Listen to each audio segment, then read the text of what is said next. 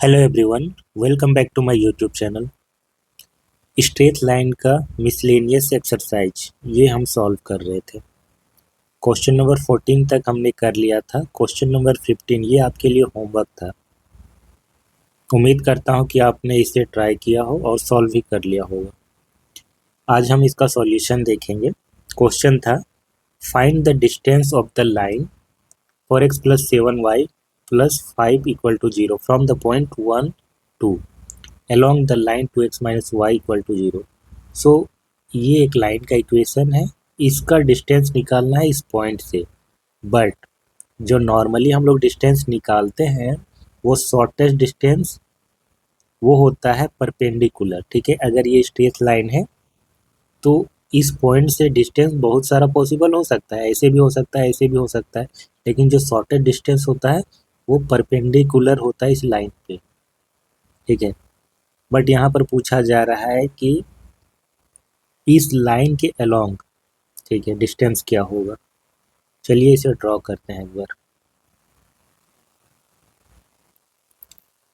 मान लीजिए कि ये स्ट्रेट लाइन है, यहाँ पर कोई पॉइंट है P जिसका कोऑर्डिनेट है 1,2।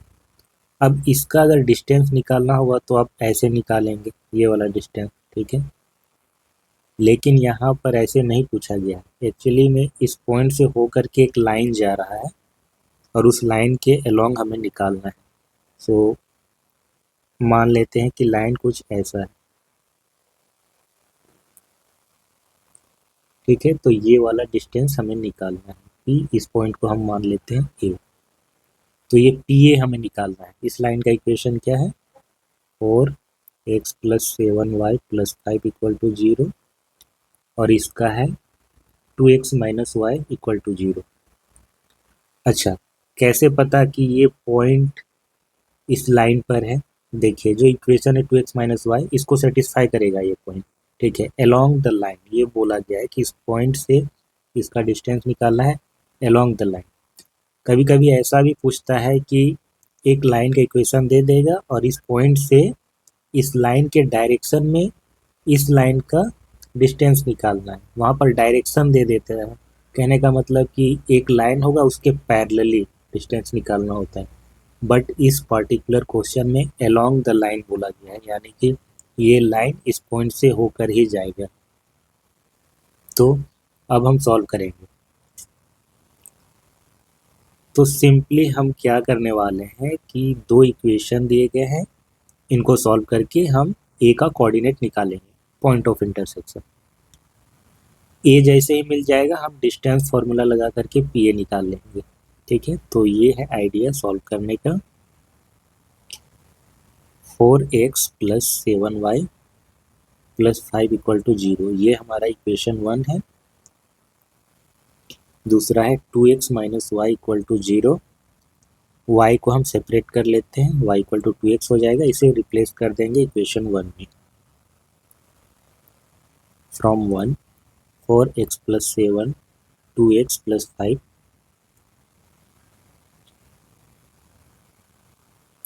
5 अलग होगा ना,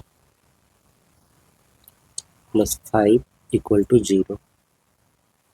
4x plus 14x plus 5 equal to 0। So x equal to minus 5 upon 18। ये x का वैल्यू आ गया तो y का वैल्यू हो जाएगा 2 times minus 5 upon 18 minus 5 upon 9। So a का कोऑर्डिनेट क्या आया? Minus 5 upon 18 comma minus 5 upon 9। ये ए का कोऑर्डिनेट आया। डिस्टेंस फार्मूला लगाएंगे हम, पी ए निकालते हैं। P A equal to 2 plus 5 upon 9 का स्क्वायर प्लस 1 प्लस 5 अपॉन 18 का स्क्वायर, देन इसका स्क्वायर रूट।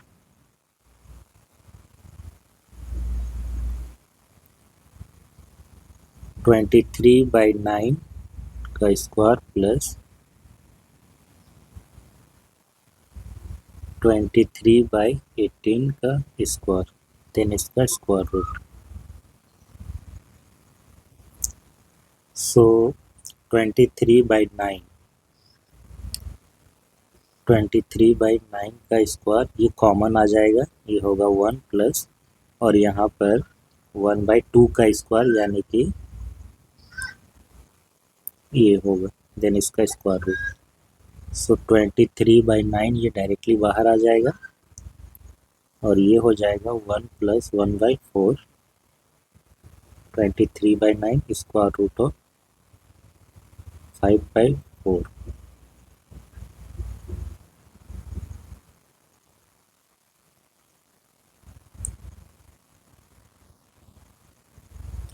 ये इसका आंसर होना चाहिए, ठीक है। नेक्स्ट क्वेश्चन देखते हैं। Find the direction in which a straight line must be drawn through the point -1 2 so that its point of intersection with the line x plus y equal to 4 may be at a distance of 3 unit from this point। सो यहाँ पर direction पूछा गया। Direction का मतलब क्या है? Direction का मतलब है पाथ। तो यहाँ पर एक इक्वेशन आएगा। डायरेक्शन का मतलब है कि एक पाथ होगा, उसके अलोंग हमें एक लाइन ड्रॉ करना होगा, तो वो डायरेक्शन जब हम निकालेंगे तो बेसिकली उसका लोकस निकलेगा, एक इक्वेशन आएगा, ठीक है। सो इसे ड्रॉ करते हैं। पहले सबसे पहले हम x plus y equal to 4 इसको ड्रॉ करते हैं। ये हमारा एक लाइन है, x plus y equal to 4, और एक पॉइंट है इधर कहीं पर p -1, 2। अब इस पॉइंट से -1, 2 से इस लाइन पर ऐसे एक लाइन ड्रॉ किया गया है। जहाँ पर ये मिलता है, इससे मान लेते हैं ये पॉइंट ए पर मिलता है, तो ये जो डिस्टेंस है पी ए, ये है 3 यूनिट। तो ये डायरेक्शन निकालना है, ठीक है। ये डायरेक्शन हमें निकालना है कि किस डायरेक्शन में हम इसे ऐसे लाइन ड्रॉ करें कि ये जो डिस्टेंस है वो 3 यूनिट होगा। तो अगर ये लाइन ऐसा है तो ये ऐसे भी हो सकता है 3 यूनिट का, यानी कि 2 इक्वेशन यहाँ पर पॉसिबल है, ठीक है। 3 यूनिट डिस्टेंस बोला गया है, तो वो ऐसे भी हो सकता है, ऐसे भी हो सकता है, तो 2 इक्वेशन आने चाहिए। अब बाकी सॉल्व करते हैं, देखते हैं। तो इसका इक्वेशन लिखने के लिए हमें एक पॉइंट तो है, ए का कोऑर्डिनेट भी चाहिए होगा, क्योंकि यहाँ पर स्लोप तो दिया नहीं। हम ए के कोऑर्डिनेट को मान लेते हैं h, k, ठीक है। h, k उसका कोऑर्डिनेट है, तो वो इस इक्वेशन को सेटिस्फाई करेगा, x plus y equal to 4 को सेटिस्फाई करेगा। तो h plus k equal to 4 ये हो जाएगा। यहाँ से हम h इक्वल टू 4 माइनस के ऐसे लिख सकते हैं, इसको बाद में हम यूज करेंगे, ठीक है। अगर h, के a का कोऑर्डिनेट है तो हम डिस्टेंस फार्मूला लगाएंगे, पी ए निकालते हैं। पी ए इक्वल टू दिया भी गया है 3, तो हम इसे यूज करेंगे। पी ए इक्वल टू 3 है। पी ए क्या होगा? Square root of h plus 1 का स्क्वायर प्लस k माइनस 2 का स्क्वायर इक्वल टू 3। दोनों तरफ अगर हम स्क्वायर करते हैं, स्क्वायर रूट हटाने के लिए, तो ये हो जाएगा h square plus 2h plus 1। k को रिप्लेस कर देंगे हम, k को रिप्लेस करते हैं, ठीक है, h को नहीं। k equal to 4 minus h, तो ये 4 माइनस एच माइनस 2 का स्क्वायर, और ये 9 हो जाएगा। दोनों तरफ स्क्वायर कर दिया हमने। H square plus 2h plus 1, 4 minus 2, तो ये 2 हो जाएगा minus h, 4 plus h square minus 4h equal to 9। 2h² minus 2h और equal to 8। So h², mistake है यहाँ पे। सो 4 + 1 5, 9 में 5, ये 4 होगा। So h² minus h minus 2 equal to 0, ये आएगा एक क्वाड्रेटिक इक्वेशन। क्वाड्रेटिक इक्वेशन आया तो ऑब्वियसली h का 2 वैल्यू आएगा। इसे सॉल्व करते हैं। h² minus 2h plus h minus 2 equal to 0, h minus 2 plus 1 h minus 2 equal to 0। So h minus 2 h plus 1 equal to 0। So h के 2 value आएंगे, एक 2 आएगा, एक -1 आएगा। केस 1, h इक्वल टू अगर 2 होगा तो k इक्वल टू कितना हो जाएगा? k इक्वल टू होगा 4 minus h, that is 4 minus 2 equal to 2। So h और k के इस वैल्यू के लिए हम इक्वेशन लिखेंगे, क्या हो जाएगा? a का कोऑर्डिनेट यहाँ पर हो जाएगा 2, 2 और एक कोऑर्डिनेट हमको p का पता है तो हम इक्वेशन लिख सकते हैं y minus 2 upon x plus 1 and 2 minus 2 upon 2 plus 1। So y minus 2 x plus 1 और ये हो जाएगा 0। सो यहाँ से y माइनस 2 इक्वल टू 0, ये एक इक्वेशन आएगा। एक तो ये वाला लाइन हो जाएगा। दूसरा केस इसमें h इक्वल टू अगर -1 लेंगे, ठीक है, 2 वैल्यूज थे ना h के, एक 2 था, एक -1 था। अगर हम -1 लेते हैं तो k equal to 4 minus -1 that is 5। So a का कोऑर्डिनेट आ गया -1, 5। अगेन हम इक्वेशन लिखेंगे y minus 2 upon x plus 1, 5 minus 2 upon -1 plus 1।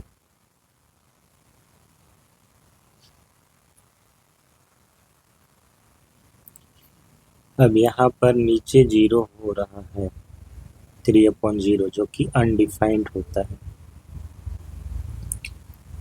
तो ये चीज़ अनडिफाइंड कब होगा? ये चीज़ अनडिफाइंड तब होगा जब इसका डिनोमिनेटर 0 होगा, that is x plus 1 equal to 0।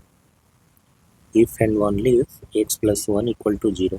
तो ये एक दूसरा इक्वेशन आ गया। सो 2 इक्वेशन मिल गए हमें, जैसा कि मैंने कहा था स्टार्टिंग में, y minus 2 equal to 0 and x plus 1 equal to 0। Next question देखते हैं। The hypotenuse of a right angle triangle has its end at the point 1, 3 and -4, 1.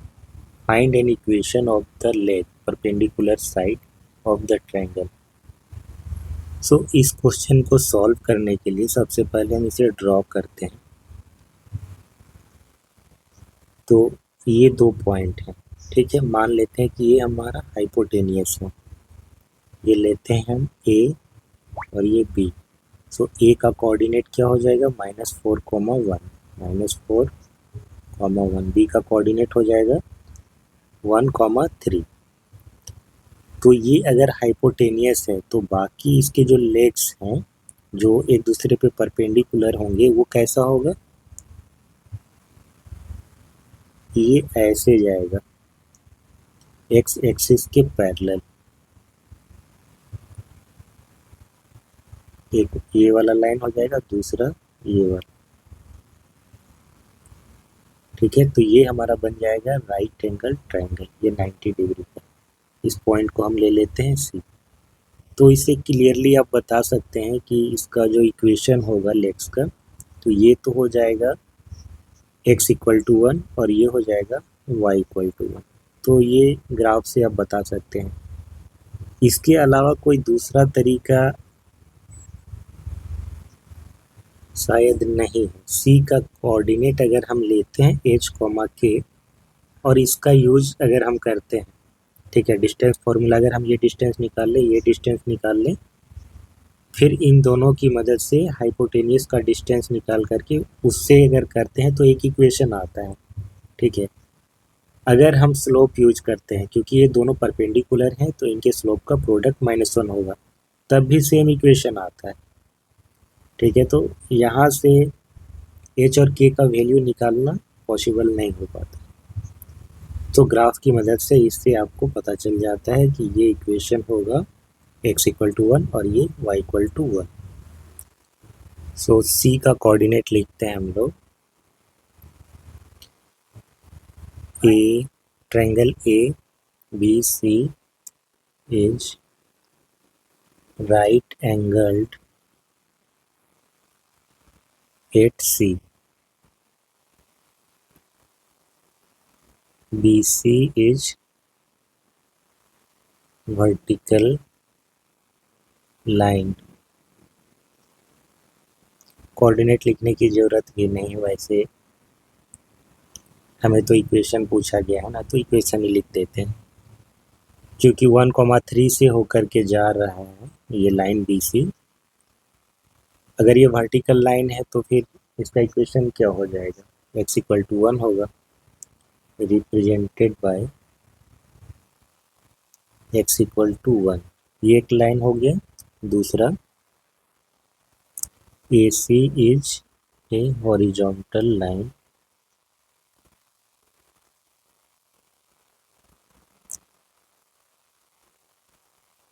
represented by y=1। सो ये दो लाइन के इक्वेशन होंगे, ये दोनों ही इस राइट ट्रायंगल के लेग्स होंगे, दोनों एक दूसरे पे परपेंडिकुलर।